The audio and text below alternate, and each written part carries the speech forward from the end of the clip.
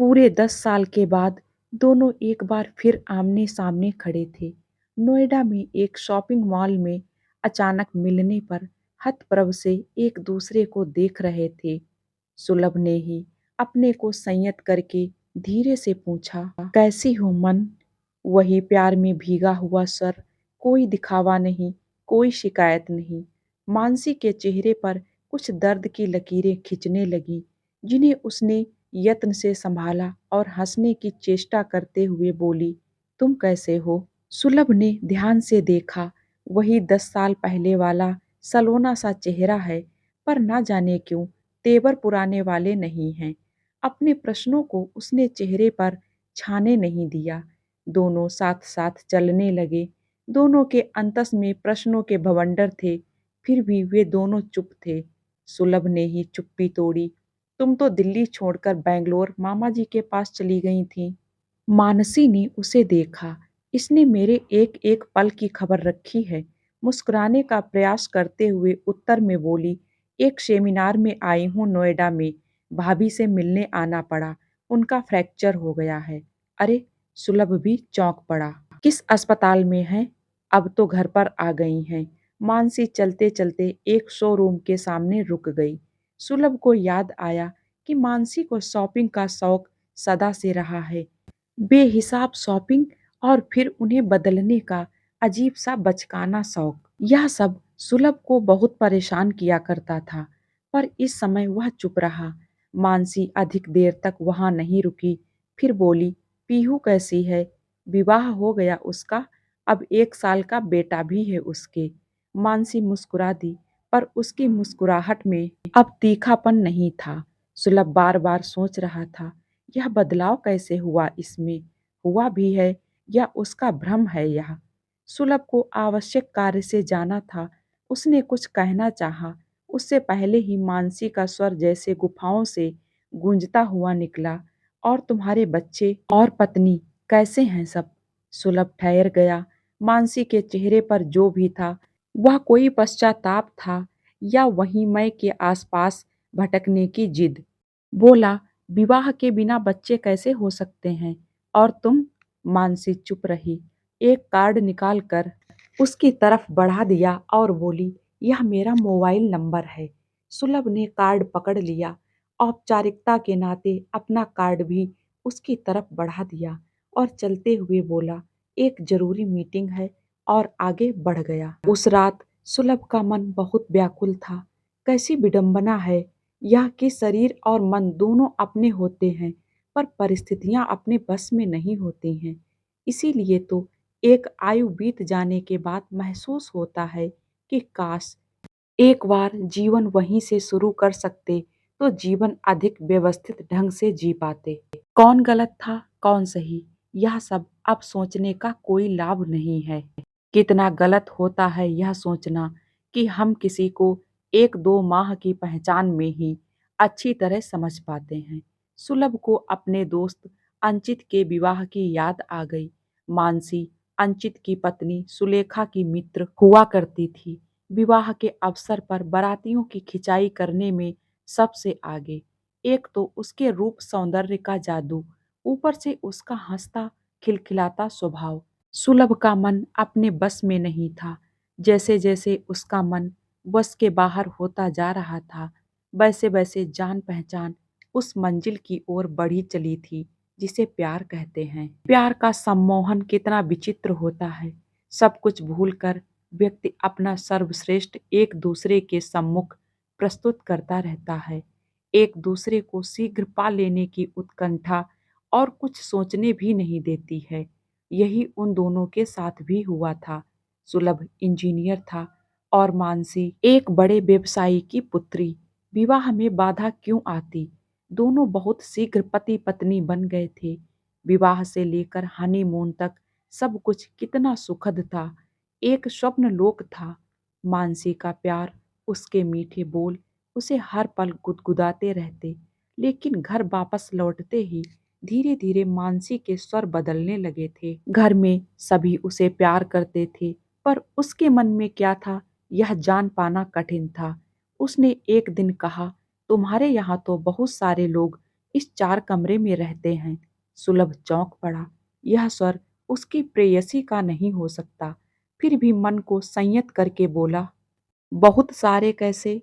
मन, मेरे माता-पिता, 2 भाई, 1 बहन और 1 विधवा बुआ, ये सब हमारे अपने हैं। यहाँ नहीं तो और कहाँ रहेंगे? तुम इंजीनियर हो, इमारतें बनवाते हो, अपने लिए एक घर नहीं बनवा सकते? मानसी ने कहा तो वह स्तब्ध रह गया। ये कैसी बातें कर रही हो मन? पापा ने पढ़ा लिखा कर मुझे इस योग्य बनाया कि मैं उनके सुख दुख में काम आऊं, और तुम काम आने की जगह अलग घर बसा लेने की बोल रही हो। उस दिन मानसी शायद बहस करने के लिए तैयार बैठी थी। बोली, तुम गलत सोचते हो। हम दो इस घर से चले जाएंगे तो उनका खर्च भी तो कम हो जाएगा। सुलभ को अपनी नवविवाहिता पत्नी से ऐसी बातों की उम्मीद नहीं थी। वह बात टालने के लिए बोला, जब तक पीहू का विवाह नहीं हो जाता, मैं अलग होने की बात सोच भी नहीं सकता। पीहू मेरी भी जिम्मेदारी है। संभवतः वही एक पल था जब पीहू के लिए मानसी के मन में चिढ़ पैदा हुई थी। ऐसी छोटी छोटी बातें अक्सर उन दोनों के बीच उलझन बनकर छाने लगी। घर के सभी लोगों को यह सब समझ में आने लगा था, पर कोई भी विवाद बढ़ाना नहीं चाहता था। माँ को उम्मीद थी कि कुछ दिनों में मानसी नई स्थिति से समझौता करना सीख जाएगी। इसीलिए कभी-कभी उसे समझाने के लिए वे उससे बोलती, बेटा, अपने घर से अलग अक्सर वे सुविधाएं नहीं मिल पाती जिनकी बचपन से आदत होती है। तुम्हें भी धीरे-धीरे इस नए वातावरण का अभ्यास हो जाएगा। मानसी ने इस पर भी बिफर कर कहा था, लेकिन मम्मी जी, यह क्या बात हुई कि विवाह के बाद लड़की ही अपना अस्तित्व मिटा दे? लड़के क्यों नहीं? नए सांचे में ढलना चाहते हैं। ठीक कहती हो बेटा, लड़कों को भी समझौता करना चाहिए। मम्मी धीरे से बोल गई थी और सुलभ की ओर देखकर कहा, शादी की है तो अपनी जिम्मेदारियों को भी समझना सीखो। अभी से इसका दिल दुखाओगे तो आगे क्या करोगे? मम्मी जी, मुझे पता है कि आप मेरा मन रखने के लिए यह बात कह रही हैं। अंदर से तो आपको मेरी बात बुरी ही लगी है। मानसी ने तुरंत कहा, ऐसा बिल्कुल नहीं है। माँ समझा रही थी या फजूल में गिड़गिड़ा रही थी। इस बात को सुलभ समझ नहीं पाया था, फिर भी कह बैठा, मम्मी जी, इसे समझाने की कोई जरूरत नहीं है, और क्रोध से पैर पटकते हुए बाहर चला गया। मन में बहुत बड़ा झंझावत उठा था। ना खाने पीने में मन लग रहा था, ना मित्रों से गपशप करने में। पार्क में जाकर बैठा तो वहां भी मन उदास ही रहा। वहां जाने कितने प्यारे प्यारे बच्चे खेल रहे थे। उनकी किलकारियां और शरारतें उसे भा तो रही थी, पर कुछ इस तरह जैसे कोई बहुत ही सुगंधित सी बयार उसे छूकर बेअसर सी गुजर जाए। उसे बार बार याद आ रही थी वह रात जब प्यार के सम्मोहन में डूबकर उसने मानसी से कहा था, मानसी, मुझे पापा कब बनाओगी? मानसी ने भी प्यार के मधुर रस में डूबकर कहा था, अभी मुझे माँ नहीं बनना है। क्यों? अभी मेरी उम्र ही क्या है? मानसी इतरा कर बोली, हाँ, यह तो है। इतनी जल्दी माँ बनोगी, उतनी जल्दी जिम्मेदारियां बढ़ जाएंगी। सुलभ ने सहजता से कहकर उसका चुंबन ले लिया, पर यह क्या? मानसी जैसे बिफर कर उठकर बैठी। जिम्मेदारियां तो इस घर में कदम रखते ही मेरे तमाम सपनों पर काले बादलों से मंडराने लगी हैं। मन जब प्यार की उमंग में डूबा हुआ हो और ऐसे में पत्नी प्यार का रुख मोड़कर आंधियों के हवाले कर दे, तो बेचारा पति हक्का बक्का होने के अलावा और क्या कर सकता है? किन बादलों की बात कर रही हो मानसी? सुलभ आश्चर्य और खीज से देखता हुआ बोला था। क्यों? मेरे जीवन पर तुम्हारे माता पिता, भाई बहन का साया मेरे सपने तोड़ता रहता है, और वह विधवा बुआ, सुबह सुबह उसके दर्शन करो। मानसी, सुलभ चिल्ला उठा। चिल्लाओ मत। मानसी भी उतने ही आवेग से बोली, वह तुम्हारी प्यारी बहन पीहू, जब तक उसका विवाह नहीं हो जाता हम अपने शौक पूरे नहीं कर सकते। मेरे सारे अरमान घुट रहे हैं, इसीलिए कि तुम्हारे पापा के पास पीहू के लिए ज्यादा पैसे नहीं हैं। बस मानसी, बहुत कह दिया। सुलभ के अंदर का प्रेमी अचानक बिफर कर पलंग से उठ गया। तुम्हारे संस्कारों में रिश्तों का महत्व नहीं है तो ना सही, पर मेरी दुनिया इतनी छोटी नहीं कि पति पत्नी से आगे हर रिश्ता बेमानी लगे। सुलभ कमरे से उठकर बाहर चला गया। धीरे धीरे ऐसी तकरारें बढ़ने लगी। जब माँ ने एक दिन सुलभ को एकांत में समझाया, अगर मानसी अलग रहना चाहती है तो मान ले उसकी बात, शादी की है तो निभाने के रास्ते निकाल, शायद दूर रहकर वह सबके प्यार को समझ सके। सुलभ माँ की बातों पर विचार करता ही रह गया और मानसी अचानक अपने पापा के यहाँ चली गई। उस समय सबको लगा था कि वह कुछ दिन में वापस आ जाएगी, पर सुलभ के बुलाने पर भी मानसी घर वापस नहीं लौटी। माँ ने कई बार उसे बुलाने भेजा था, पर मानसी ने कह दिया कि उसकी तरफ से सुलभ पूरी तरह से आज़ाद है, जब चाहे दूसरी शादी कर ले, वह कभी नहीं आएगी। माँ को फिर भी भरोसा था कि कुछ माह में मानसी जरूर वापस आ जाएगी, पर जाने कैसी जिद या शायद घमंड पालकर बैठ गई थी मानसी। 1 साल के अंदर तलाक का नोटिस आ गया था। आशाओं की अंतिम डोर भी टूट गई थी। मानसी दिल्ली छोड़कर अपने मामा के यहाँ बेंगलोर चली गई थी। उसके मामा जी बहुत बड़े व्यापारी थे। विदेशों में भी उनका काम फैला हुआ था। मानसी का सपना भी बहुत पैसा था। शायद वह मानसी ने उनकी सहायता करके अपना सपना साकार करना चाहा था। सुलभ ने अपनी सोच को परे ढकेल कर करवट ली। जाने कैसी व्याकुलता थी। उठकर बैठ गया। पानी पीकर मेज पर पड़ा मानसी का कार्ड देखने लगा। विचारों का झंझावात फिर से परेशान करने लगा। मानसी को मामा जी के घर अपार वैभव का सुख था। उन्हें कोई संतान नहीं थी, इसीलिए उसे बेटी जैसा प्यार मिल रहा था। फिर भी मानसी के चेहरे पर कैसी उदासी थी। उसने शायद विवाह भी नहीं किया।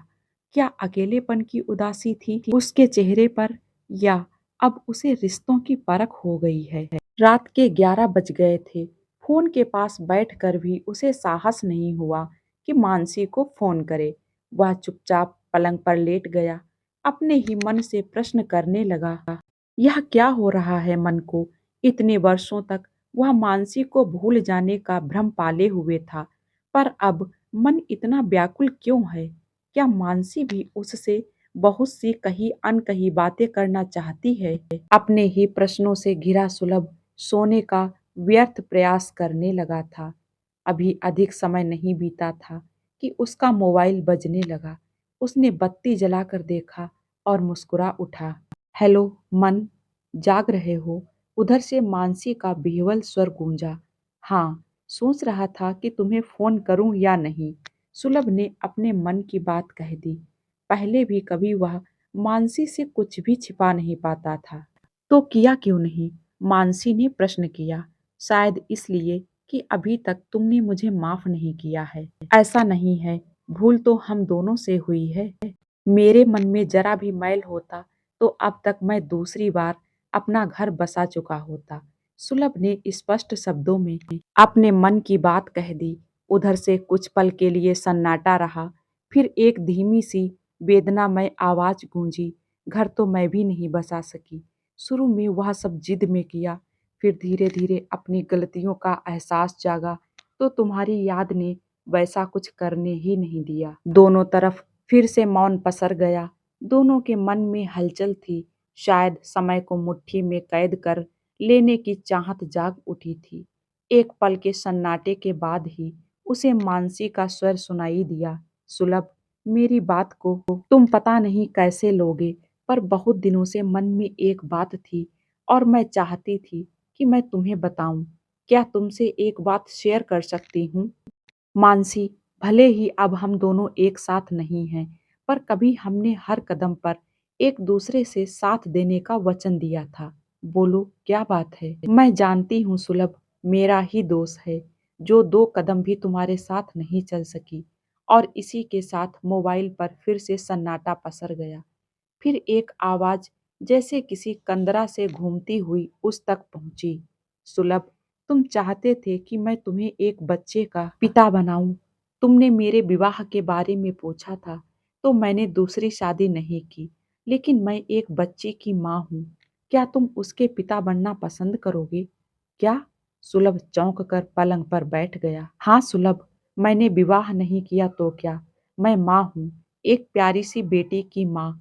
2 साल पहले उसे गोद लिया था। सुलभ चकित होकर सुन रहा था। क्या यह सचमुच मानसी का स्वर था, जिसे बच्चे पसंद नहीं थे, जिसे घर में भीड़ नहीं पसंद थी? यह वही मानसी है? अभी तक वह सोच ही रहा था कि मानसी ने फिर से कहा, जाने दो सुलभ, मैंने तो। मानसी, हमारी बेटी का नाम क्या है? सुलभ बोला तो मानसी का स्वर खुशी से लहराता हुआ आया, सुरीली। मानसी को उसका वह सपना भी याद था।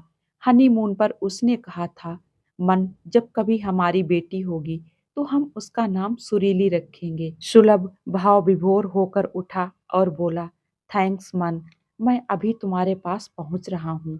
इतनी रात में? मानसी का स्वर उसने अनसुना करते हुए कहा, अब और कुछ नहीं। पहले ही जीवन के बहुत सारे पल हमने गवा दिए हैं और एक बार फिर से वे दोनों एक हो गए। दोस्तों, कैसी लगी ये कहानी? प्लीज़ मुझे कमेंट बॉक्स में कमेंट करके ज़रूर बताइए।